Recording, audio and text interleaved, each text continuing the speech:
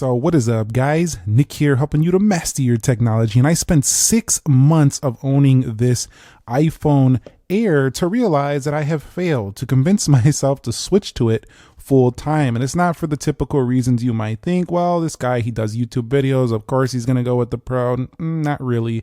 I have a Lumix camera right here for doing my YouTube videos, so I don't really need the triple cameras for Pro usage, although I do like the Max's battery life. The thing is that it's been just a very confusing and addictive phone at the same time. Probably one of the most confusing and addictive devices that Apple has made in a long time.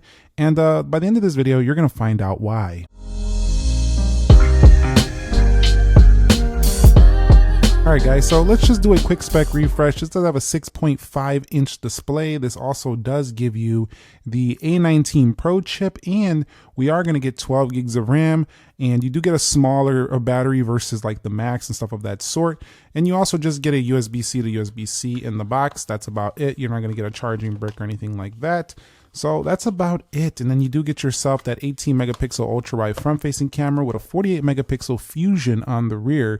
So you are packing pretty high end specs. You're just missing out on the triple camera array, which is the big deal here. Now, I want to talk to you about the paper thin sensation versus reality. So this phone actually in the past 6 months has felt literally paper thin. It's so thin, in fact, that I did a couple of these in my pocket. Like, where is the phone? You know what I'm saying? Like, you know that phantom feel, like you can't even feel the phone. You're like getting nervous that you might have lost your phone. That's kind of what I experienced with the iPhone Air over my time using the device. And hold on, I can barely see this with my black table, so let's go ahead and get a little bit more brightness there on this black color. But I do like how this plateau over here does kind of have a shinier black, kind of matches up on the edges over here, and then you do have like a matte textured black on the rear. So I think this one is very sleek. And if you do like something that pops a bit more off the body, like a little bit more shiny, I would go with one of the other colors, but this one's like a minimal sleek feel. But yeah, some folks are going to find this phone simply too thin. It's just the way it is. They're going to feel it and they're going to be like, you know what, I don't need this thin. I'd rather have more battery. But some people are going to find this lightness of this phone to be absolutely addictive. Like, after they hold this, they're like, how was I ever using those massive bricks? And that's kind of how I feel every time I pick this up. But then I look at the sacrifices and I'm like, yeah, I don't want the weaker battery. That's the big one for me, the weaker battery, which is why I failed to make this my full timer. It's mostly that. I love extremely long battery on a phone simply because I'm managing the YouTube channel on here. I'm texting. I'm doing all kinds of things on my phone throughout the day, Google Maps, Apple Maps, whatever you're using, tons of apps, gaming, media consumption, tons of stuff.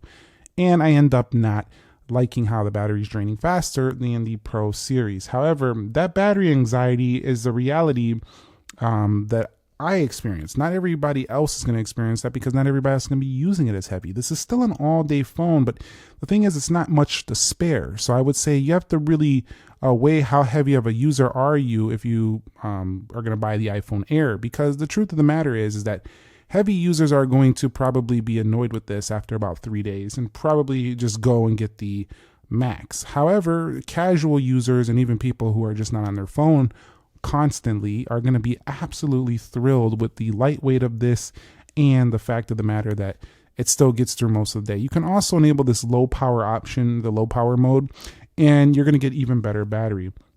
So I've been testing all the 17 series, and after 6 months, I have to say that this one has one of the worst batteries of most of them. The iPhone Air is kind of similar to like an iPhone 16 in my experience, something like that. Closer to the 17, but not quite as good as like the 17 Pro or Pro Max, which is what I'm used to, which is probably why I have come to that conclusion. But it shouldn't be a deal breaker for a lot of people, because you'll see a lot of people with the Air saying it's no problem. And I agree with you. It likely is no problem for a lot of people out there, especially, again, if you're not heavy using the phone. And I don't mean that this phone, you can't use it. Like, you can use it pretty close to heavy most of the day, and you're still going to finish with like maybe 10, 12%. But you're not going to be finishing with the 50 or 60, 40, 48, like you would on a Pro Max, which is much more breathing room if you're in those situations where you just don't have a charger or something of that sort. Now, the next thing I want to talk about is the audio performance on this phone. So let me go ahead and open up one of my YouTube videos right here. We'll just type it in up at the top. So it's up there at the top, nothing at the bottom. Now it honestly feels like a lopsided experience with the audio because it's on one side and, you know, nothing at the bottom. So you can kind of feel that audio firing out over this side. And then sometimes if you're holding it like this, you know, sometimes you hold your phone like that and comfortably and just watch your phone, you'll feel yourself muffling that speaker a bit. Now that speaker itself is pretty good. Go ahead and see how fast these boot up, and we'll speed up this second. It's pretty loud, but it's not quite. This just doesn't give you that stereo effect you're used to from high-end iPhones. So for me, that was kind of a weird omission. I feel like they should just put two speakers or found a way to do that on this phone. And it just kind of makes it feel like a lesser device, which I don't really love when it comes to that audio performance. Although I'm not saying it's a bad speaker, I'm just saying that it would have been better with two for sure. Now, I want to talk a bit about the single lens because it is a little bit confusing to some people. They think that, well, if I get the single phone lens, I'm not going to have, you know, anywhere near like a pro experience. And that would be true in the zoom. You can only go 10 times, but you have to keep in mind some older iPhones with two lenses could only go 5 times and they would have ultra wides. Also, ultra wide cameras are extremely useful to some people, but for some, they never even touch it. So you got to really decide what kind of user you really are. And also some people that are into like the minimal experience of like one camera and framing their shots and always having good results because they're always using the main sensor, this is not going to be a problem for those people. Also, if we go ahead and flip this over to the front, you aren't missing out on the front facing camera. The Air actually has a better front facing camera, I think, than the Galaxy S26 Ultra, which costs more than this and is larger than this, but has much more zoom on the rear. So you don't have to sacrifice that nice ultra wide on the front if you go with the Air. So generally, this 48 megapixel Fusion camera has been addictively good. The main sensor, especially for the areas of video, standard shots. You also still have camera control squeezed into this frame, which was pretty impressive that they were able to get it in there. Look how thin that button is inside of the frame. And that also makes for a nice experience here. Just really very strong in terms of standard shots, video, and front-facing camera. So this hasn't been a deal breaker for me whatsoever. I still just miss the telephoto camera from my Macs. I don't really miss the ultra wide too much. I don't use it too much, but I do miss the telephoto. So I would like to see a telephoto on the next iPhone Air. Some people probably would rather see an ultra wide. I think Apple would go with an ultra wide though overall though, because I feel like they're going to be pretty satisfied with the fact that they can just crop in on the main sensor. But 10x zoom to me is not quite enough reach for those shots when you're trying to zoom in on something quite far. So I do miss out on the telephoto. That's my only gripe with it after 6 months. But the reason I failed to switch to this as well is because the ergonomics of it. I wish that with this light factor and this thin factor, I wish it was smaller. It feels like it would have been a much nicer experience if this was a smaller screen. So I think it's just a bit too tall and a bit too wide. Like it still makes it kind of weird because you're still like doing all this finagling, even though the phone itself is super light and thin. You still got to move your pinky around because of the width. It's still a high reach up there to the top of the screen. So I think this would have been better in something like a 5.8 to 6.1 inch screen. Let me know if you agree with that down below. I think it would have been a much sleeker, smaller phone, but because it's so big in terms of the screen size, it kind of feels like you're kind of defeating the purpose of it being so thin and light just a bit, because I'm kind of getting this feeling like I could just use the Max if I'm going to use this large display. So, because I mean, technically this display is as big as a previous Max iPhone. So that's something I would like to see, like a smaller version of a thin phone like this. It would be pretty awesome. Now, in terms of the actual durability, the confusing thing is that you actually get a more durable frame than you do on the iPhone Maxes with this titanium build. It is shiny, so it does pick up fingerprints, especially on this black color option I have right here. But overall, this thing is extremely durable. You are not bending this phone.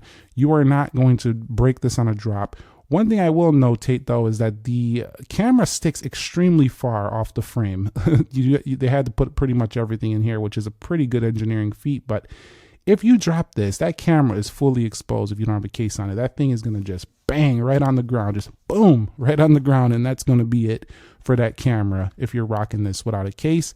I would recommend, if you don't want to go case because it is a super thin, awesome phone, go with a skin to give you more grip so this phone doesn't slip out of your hand so easily. Or you could even could also consider a bumper case, which could give you some grip without, substantially lowering the thickness of the phone. So basically, yeah, this phone right here is extremely durable. You don't really have to worry about that, and it feels actually to me a bit more premium on the edges than even the iPhone Pro Max. So I do like that about it, but it wasn't enough to make me switch full time because of the other trade-offs that I had talked about already. Now, the performance 6 months later, A19 Pro, you've seen this in a couple of speed tests I've done. You've seen it throughout the year. It's pretty good.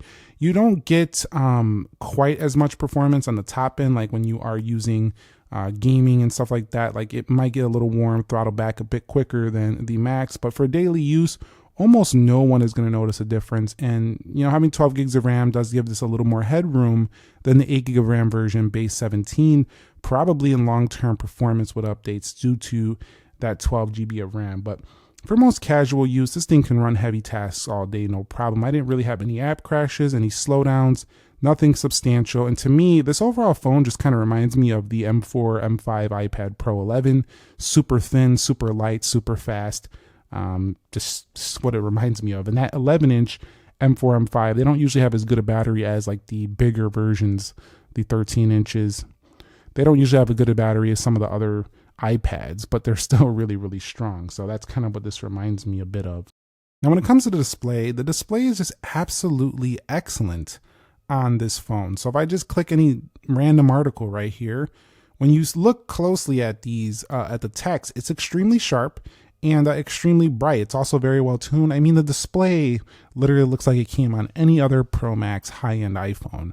So it's just a little bit smaller, but not really small. It's still a big display. Generally, it's a fantastic experience. I do think that you will absolutely love the panel on here. Also, it does have a PWM feature within settings, just like the Pro Max. So let's go to settings. We'll scroll down to display. Actually, not there. We're going to go to accessibility, scroll down display and text size.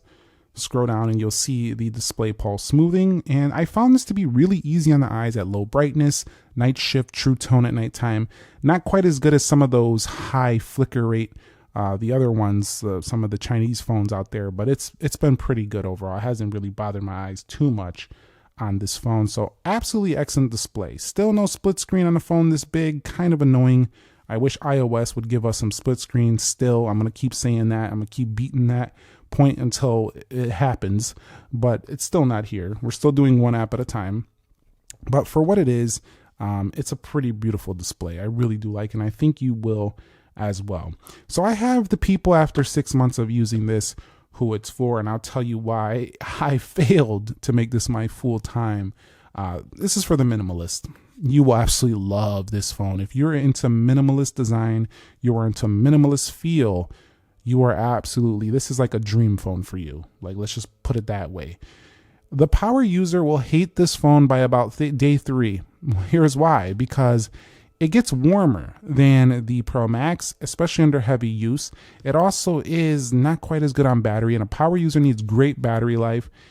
And yeah, they're going to be like, I should have got the Max, So if that's you and you're just kind of like drawn to the looks, but you're like, you're a power user, just do yourself a favor and stay away.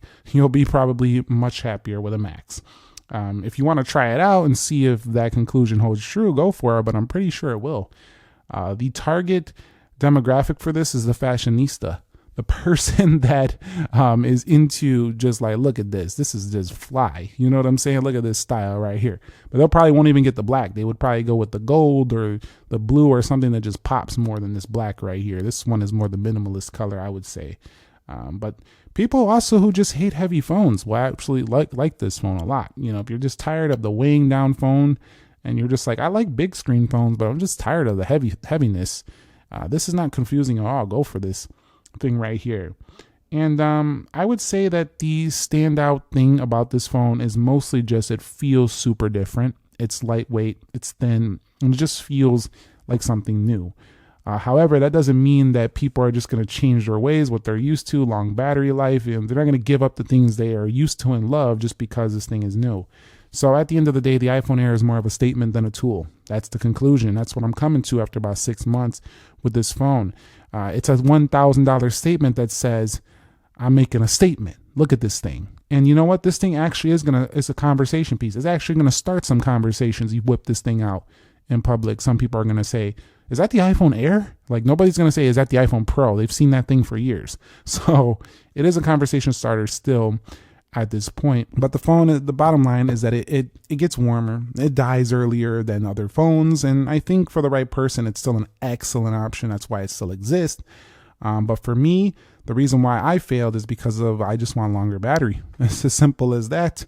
If it had longer battery, I probably would, and an extra camera, I probably would make this my full timer. Just because I like the thinness and lightness. I really love that about this, and I want to see a second version of this, and I hope we do. But I feel like the group right now who is loving this phone is just a much smaller category of people. But man, is it addictively fun to use. It really is. But for a daily tool, I think the Pro Max and the Pro still ahead. Let me know your thoughts on the iPhone Air. If you're an owner of the iPhone Air, you've had it since day one, you've had it, even you just recently got it, whatever. Like, you're loving it, you're just not liking it, you had it, you took it back. Let's hear those experiences. I love to hear those experiences about how you experience the phone yourself, and it helps others out who are in the market for the phone or researching for themselves or just want to talk about it because they're thinking about getting it in the future. Thumbs up if you enjoyed the video. Subscribe if you haven't already. Have a great rest of your weekend. Nick here. Be sure to be well, and peace.